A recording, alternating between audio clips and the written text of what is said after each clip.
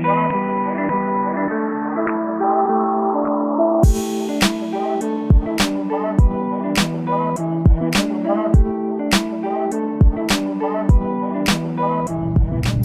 up, everybody? Greg D here, driving one iconic B. It's been a while since I made a video, so I want to give everybody an update on what's been going on. I had an incident with the engine that forced me to rebuild the engine, and I had MXA Motorsports in Denver, North Carolina build it. And those guys are absolutely amazing. They are top notch, second to none. They don't even cut corners, man. They do everything the right way. So I'm very thankful for them. John Green and G and Paul and Kyle and all them guys. They're amazing. So bottom line is, I had to rebuild the motor, so I did upgrade some parts. I had to have the block bore 10,000, so we put in forged aluminum 10,000s over maul pistons. We put in Monar rods with ARP bolts. I mean, we upgraded the bearings and I mean, all kind of things. I had the block decked, line board, new cam bearings, the whole works, and balanced. They also had the engine balanced as well. So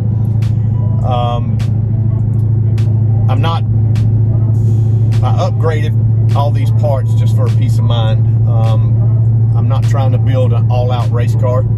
Never have, even though I do enjoy drag racing the car, and I do about 3 or 4 events a year, and that's it. Other than that, I go to cruise-ins, car shows,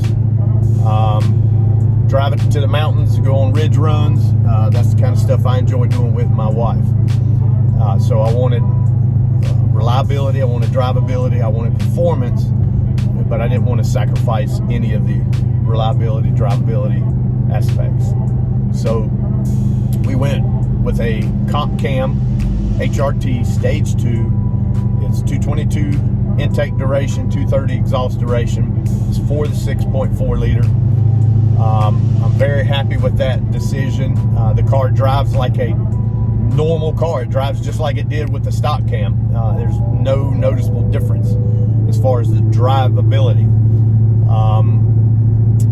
We use Hellcat lifters with it, you know, upgraded the valve springs as well, and it's got a Hellcat oil pump on the motor as well, and I really like that cam.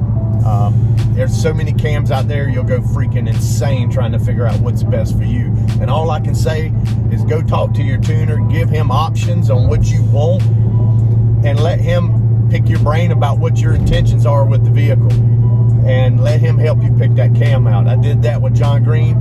He took an hour out of his day to talk to me nonstop about cams, and we narrowed it down to this one for my purpose. My purpose is different than everybody else's purpose. So anyway, that's what's been going on. I finally got the car back. I've been driving it around, trying to get used to it. It drives like a normal car, but that cam really feels good when it comes in, and I'm excited about that part of it. I haven't been to the track. I had one opportunity to go to Rockingham, which is my favorite track, and I already had plans to do something that day, which kind of I missed that opportunity, but there will be more. This car, prior to the engine build, ran consistent 1150s in good air, full weight with all the interior, even the air compressor in the trunk. I have all that stuff. I race it like I drive it. Run consistent 1150s and as high as 119 mile an hour. And I don't know what it's going to do, but I guarantee you it's damn low 11s for sure. So I'm looking forward to seeing that for sure. I really think it'll go a low 11s with ease in good air, because this thing, it's stupid fast. But anyway, that's kind of an update on what we got going on, and I'm hoping to put some more videos, some more shorts out for everybody. The car drives amazing. I'm driving it like it's stock right now.